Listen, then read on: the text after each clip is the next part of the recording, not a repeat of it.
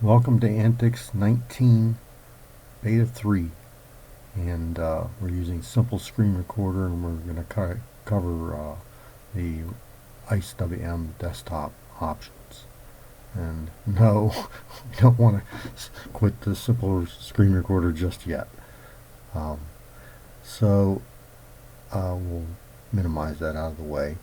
And so we're running the ROX IceWM desktop, and there's many desktop options. You can run different file managers like RoxFiler or SpaceFM or no file manager, and the Conky's up there and has the status of many things. Down below you've got a date and time, and if you click that you get a program called CalCurse, which is an appointment and to-do list and calendar type app.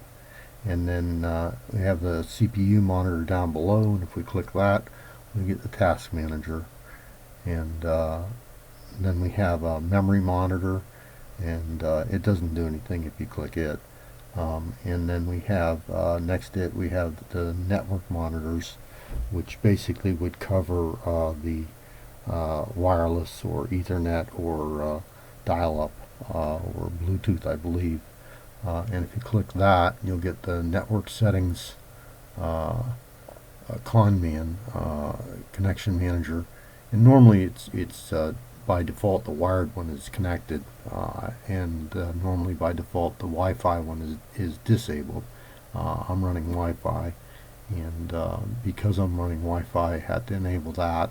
And then you double click the connection you want, and if there's a password needed it'll pop it up, and then it'll automatically connect to that connection from then on.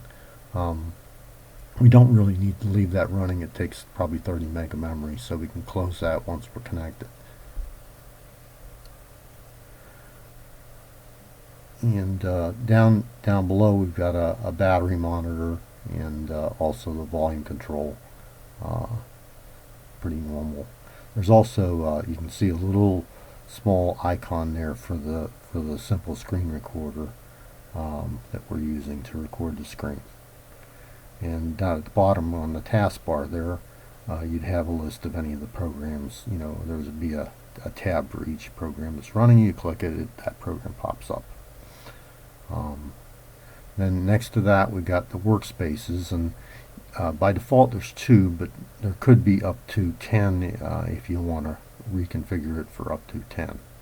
And on each one of the workspaces it'll show you the current window running. And for example, now you can see we switched to workspace 2, and we got the terminal running in 2. And now if we can move the simple screen over to workspace 2 also, and you can see now down in there's 2 apps running there, and we switched, and now let's switch it back to 1. And it comes with Firefox. I've already brought it up, so there's some tabs already open there. And the default file manager is RoxFiler, and if you click the file manager icon down below, or button, it'll pop that up. Now normally it comes up in an icon mode. I prefer the list of files myself. It's a lot easier for me to work with, so I changed it to that. Something that's very useful with RoxFiler is that you can take apps that are the desktop icon and put it onto the desktop from RoxFiler. So to do that you have to go to a location called it's user share applications is where the default of all the desktop files are, and they're actually just little text files, but because they're .desktop, the system knows to interpret them, and there's quite a few of them, and any of them you could move over onto the desktop, and then once you move it to the desktop all you got to do is click it to select it and run it. So you can see there's quite a few of them here, and you could take any of them and put them over there. I'll take one that I use fairly often on this machine because of the graphics. I have to rearrange. I have to change the screen settings. So we'll take the screen setting one called ARander and put it over on the desktop. If we click it, it runs. I don't really want to change it at the moment, but because this is optimal settings for doing a demo of this type. So, but you could change the resolution. You could rearrange the screens, etc., depending on what you want to do with that. And it also has the ability, by the way, you can save that to a script file, and then you could add it to your startup. You could add the script file that you saved it to your startup, and then it would automatically switch to that resolution when you start up. I'll close that. There's no need to leave it open. So what else we got here?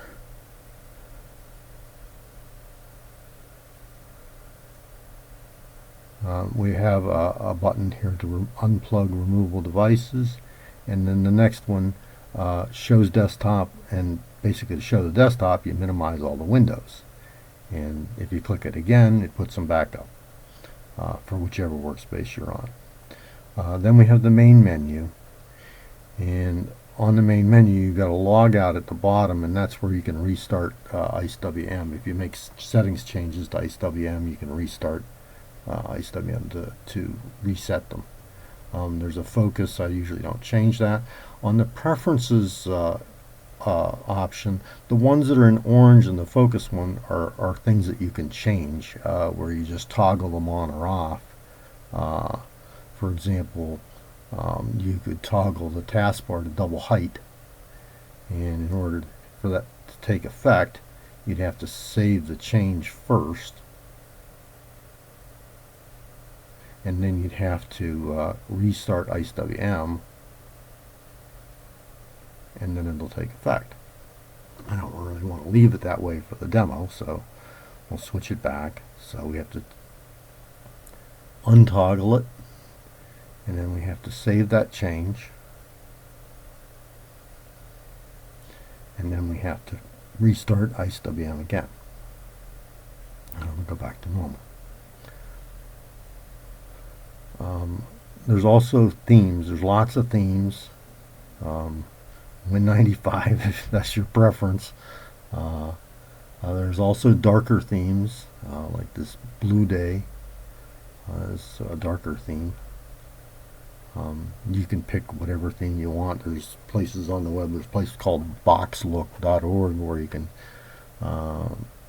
download themes from there. This is the control center, and you can choose a different wallpaper if you want. For example, we can pick a different wallpaper, apply it.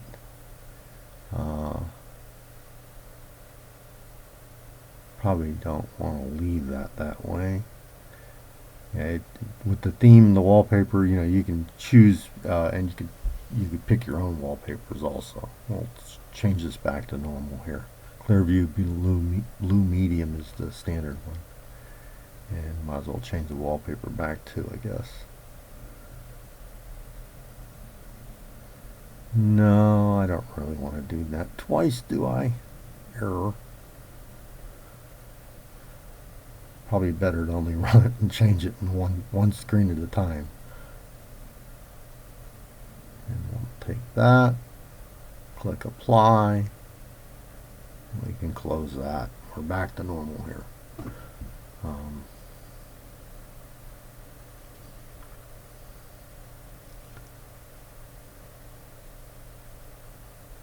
Back to the menu, and there's a program called App Select, which basically allows you to type in the first few characters of the fields in a program, and just double click it and it'll run it.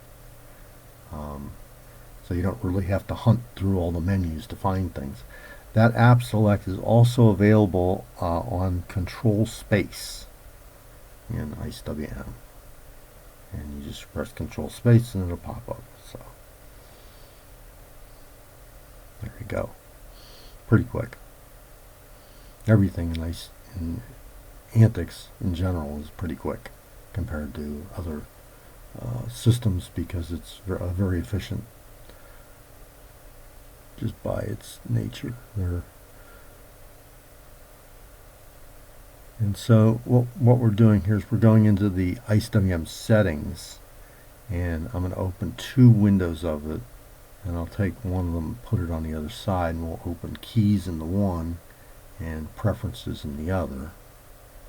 And you can see these are all configurable options. And the ones I really want to get into are the WinArrange and the WinGrid. And so we'll start out with the WinGrid. Let me get this so we can see them, see which keys do what.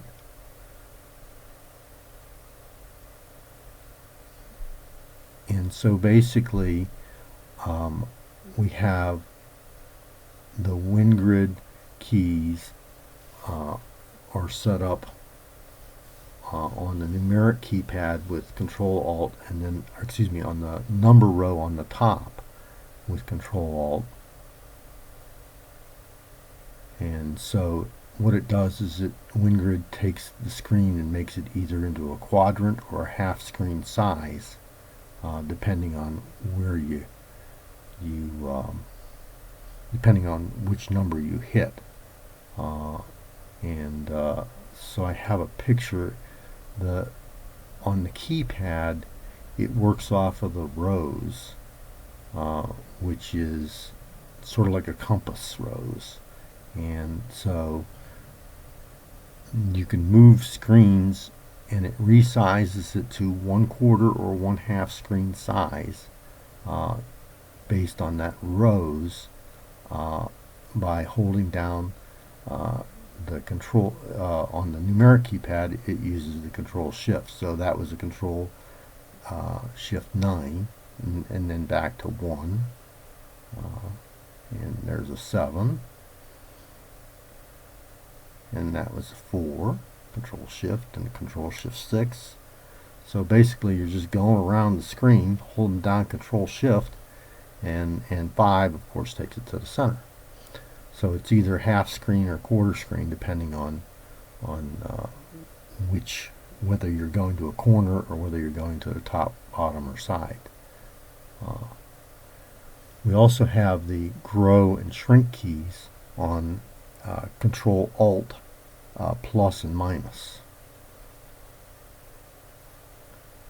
And we also have on the keypad rows, we also have what's called WinArrange, and those work on Control Alt keypad keys, and again it takes the window and it will move it around the screen, but the WinArrange does not change the size of the screen to a quadrant size or half size. It leaves it alone, and you get your same window moved to wherever you want. So you can literally just move it around the screen just by holding down Control Alt and hitting the numeric keypad rows keys going around or center.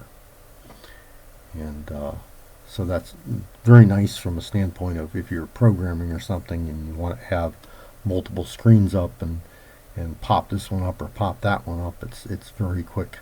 You can work it from the keyboard without having to go to the mouse with everything.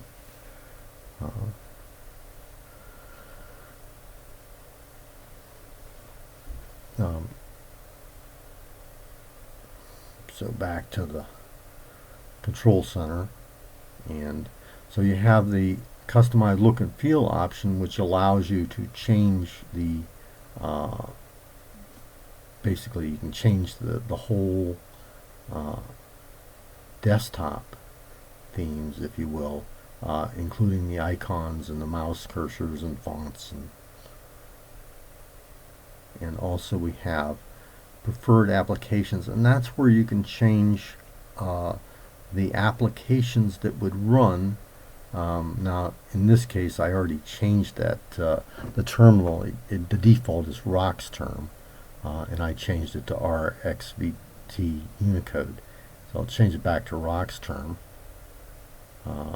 That's the normal setup. So I'll change it back to that, and then once and now this is the file manager, and that can be changed also. So for example, you could still have the Rox desktop running and change the file manager to SpaceFM, for example. Of course, you have to find it, and it's actually in user share applications, not user share applications antics.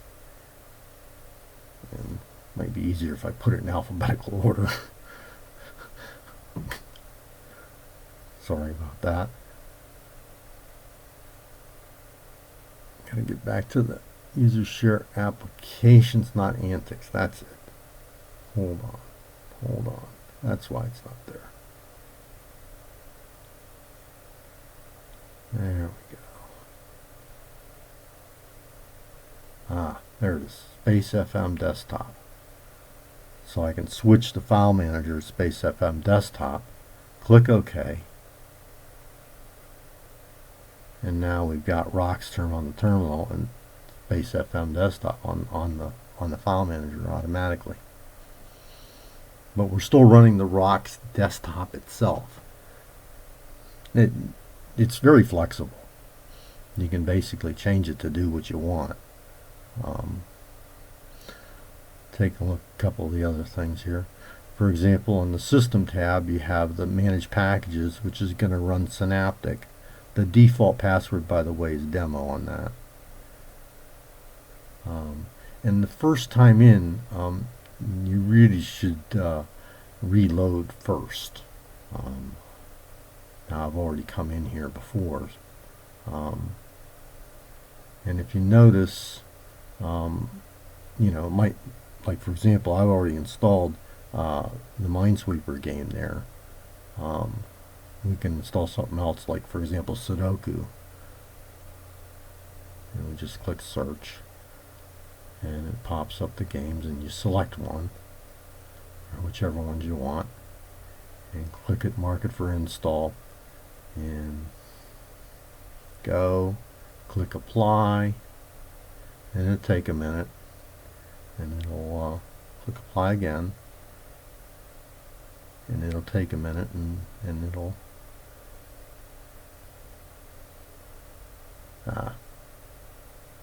yeah, better reload first.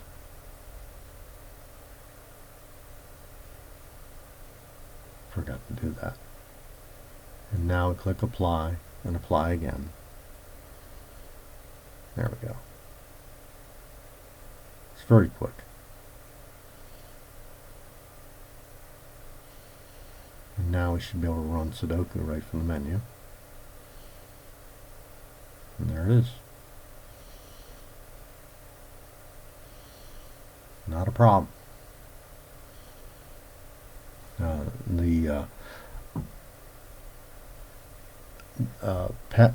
package list is just tremendous. There's 60 or 70,000 packages in that Debian repository. So this is the network menu, and you can see your network connection there. The Wi-Fi connect is there.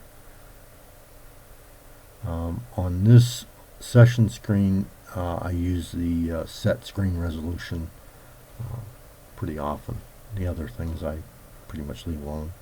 This, you have the option to make a live flash drive, and you can actually make it out of an ISO. If it's in Antix or MX Linux, you can do it in live mode, and if it's not those two, then you have to use the DD mode, image mode,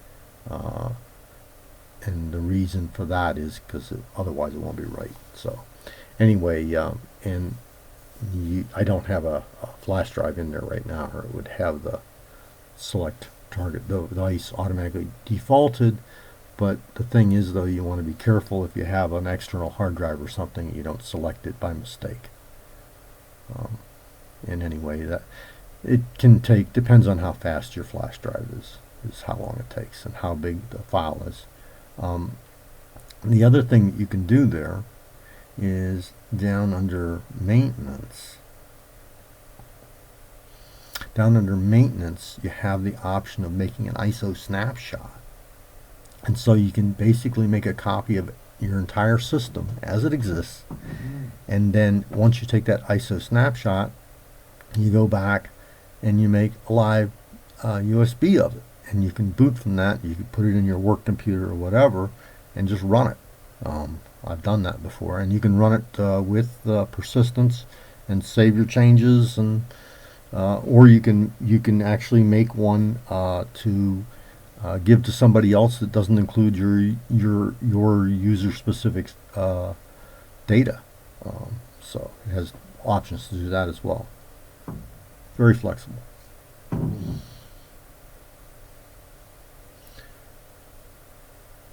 So,